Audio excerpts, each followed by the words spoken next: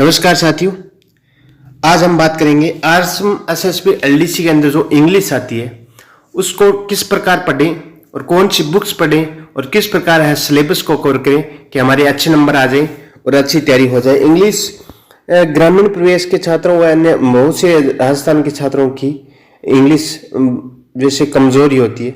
मैं भी ग्रामीण प्रवेश से था तो इंग्लिश कमजोर थी।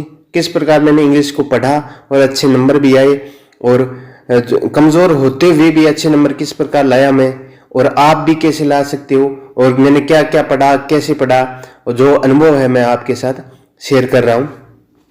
तो सबसे पहले बात करते हैं इंग्लिश के अंदर किस प्रकार जो आते हैं।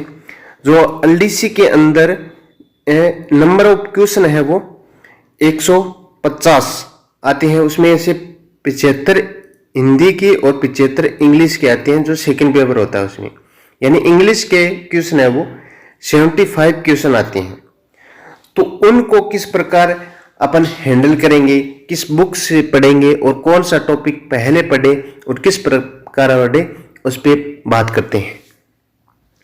तो इसमें बात करें तो सबसे पहले अपन को देखना है भी कौन सा टॉपिक सबसे रिलेट है।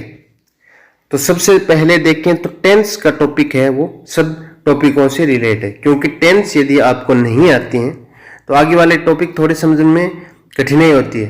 अब टेंस को किस प्रकार पढ़ेंगे। टेंस को ग्रामीण प्रवेश से छात्र है जिनकी कमजोर इंग्लिश है, जिनको हिंदी से ज्यादा लगा हुआ है, वो हिंदी में जानते हुए टेंस पढ़े। ऐसे बहुत से यूट्यूब पर वीडियो मिल जाएंगे जो टेंस को हिंदी फॉर्म में पढ़ाते हैं, जैसे रहा है, रही है, प्रेजेंट में क्या चलेगा और हिंदी से इंग्लिश कैसे बनाए। जैसे राम जा रहा है, इसको उस टेंस के जरिए अपन को पढ़ाएंगे तो वो टेंस अपन को समझ में आ जाएंगे। तो टेंस यदि थोड़े समझ में आ जाएंगे उससे सब्जेक्ट वर्ब एग्रीमेंट की हमें जो गलतियां, जैसे वर्ब गलत लग रखी है या टेंस का फॉर्म प्रेजेंट में होना चाहिए था फ्यूचर में चला गया, इस प्रकार हमें पता चल जाएगा। तो आप यूट्यूब के माध्यम से या लूसेंट की बुक आती है उससे टेंस को अच्छे तरीके से कर लीजिए। सबसे पहला काम है, टेंस से क्वेश्चन नहीं आते, लेकिन यदि अपन टेंस कर लेंगे तो हमारा कॉन्फिडेंस है वो बिल्ड हो जाएगा इंग्लिश को पढ़ने के लिए। तो सबसे पहला आपका काम है टेंस कीजिए। यदि टेंस में आप 10 दिन लगाती हो तो कोई दिक्कत नहीं है, टेंस कीजिए। और प्रत्येक जो टेंस होता है जैसे फ्यूचर, इंडिफिनिट, जो भी जितने प्रकार के 10-12 प्रकार के टेंस होती हैं उनको अच्छे तरीके से उनके फॉर्मूला है उनको याद कर लीजिए। इसके साथ ये इज कब आता है, वाज कब आता है और मॉडल कैसे लगते हैं, वो सब पूरे हैं, वो अच्छे तरीके से तैयार कर लीजिए। उसके बाद आते हैं क्वेश्चन।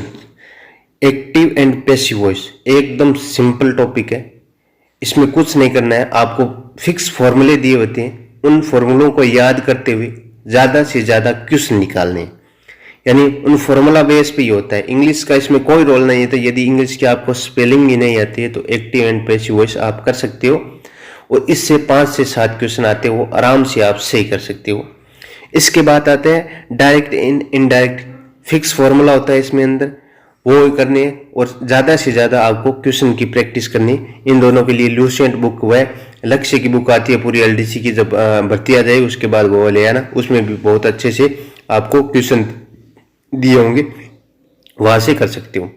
इसके बाद आता है ट्रांसफॉर्मेशन ऑफ सेंटेंस, यानी assertive to negative, interrogative to exclamatory. एकदम सिंपल टॉपिक होता है, इसमें आपको कुछ नहीं करना होता है। जो जो फॉर्मूलाज दिए होंगे उनको जैसे नेगेटिव से जैसे अपन हिंदी में बदलने, सकारात्मक वाक्य से नकारात्मक वाक्य इसमें नहीं लगाते हैं, तो इसमें नहीं की जगह नोट लग जाएगा या जो डू नोट लग जाएगा या नेवर लग जाएगा। इतना ही है, वो आपको लूसेंट में दिया होगा भी किस जगह नोट लगाना है और किस जगह डू नोट लगाना है और किस जगह नेवर लगाना, वो फिक्स होता है, कुछ भी नहीं करना होता है इसमें। जो active voice and direct indirect और ट्रांसफॉर्मेशन, ये एकदम सिंपल टॉपिक होते हैं, फॉर्मूला पे निर्भर होते हैं और इनका जितनी आप प्रैक्टिस करोगे, इससे इंग्लिश का कोई लेना देना नहीं, आपको स्पेलिंग भी नहीं लिखनी आती है तो इन टॉपिकों को आप आराम से कर सकते हो।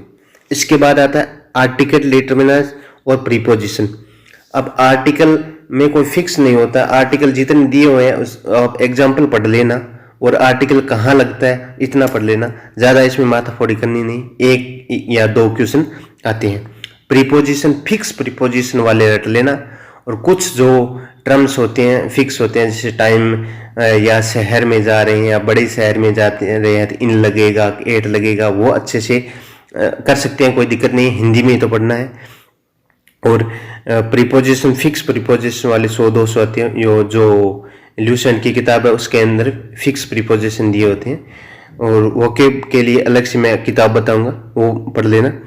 और correction of sentence subject verb agreement, ये टॉपिक केडी पब्लिकेशन की किताब आती है, उसके अंदर बेस्ट दिया होता है, वहाँ से पढ़ सकती हो, और यूट्यूब के जरिए भी आप पढ़ सकती हो, वहाँ भी आ जाता है। ग्लोसी ऑफ ऑफिशियल टर्म्स, जो हिंदी के वर्ड है ग्लोसी वाले, वो राघव प्रकाश हिंदी पढ़ोगे उसके साथ कवर हो जाएगा, आपके 2 से 4 क्वेश्चन आएंगे, यहाँ भी आएगी, हिंदी में आएंगे, ये फोकट के हैं, वहाँ से 400-500 दिए होते हैं, वो आराम से पढ़ लेना, ये आराम से हो जाएंगे।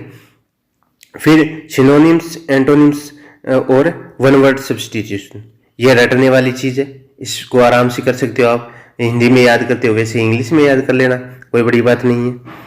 इसके बाद आता है प्रीफिक्स एंड सफिक्स, यानी प्रत्यय और उपसर्ग, ये भी फिक्स होते हैं किस शब्द के साथ क्या लगता है, और डिस लगता है या कुछ और लगता है, उस जैसे अपन ज़्यादा से ज़्यादा वर्ड पढ़ेंगे उनसे ये पता चल जाएगा कि कौन सा सब प्रीफिक्स या सफिक्स किसके साथ लगेगा।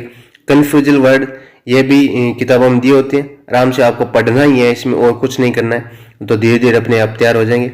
और पैसेज तो सभी कर सकते हैं, और 4 क्वेश्चन आएंगे, 2 क्वेश्चन हार्ड होंगे, 2 क्वेश्चन आसान होंगे।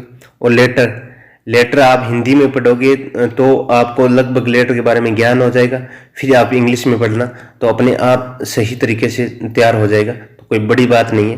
तो इसके लिए मैं आपको बता दूं, सबसे पहले आपको टॉपिक करना है टेंस, फिर एक्टिव एंड पैसिव वॉइस, फिर डायरेक्ट एंड इनडायरेक्ट, फिर ये ट्रांसफॉर्मेशन ऑफ सेंटेंस, फिर translate of simple Hindi to English and vice versa. ये एकदम आसान टॉपिक है, हिंदी से इंग्लिश, इंग्लिश से हिंदी, ये टेंस करोगे तो अपने आप हो जाएगा, इसलिए मैंने नहीं बताया था।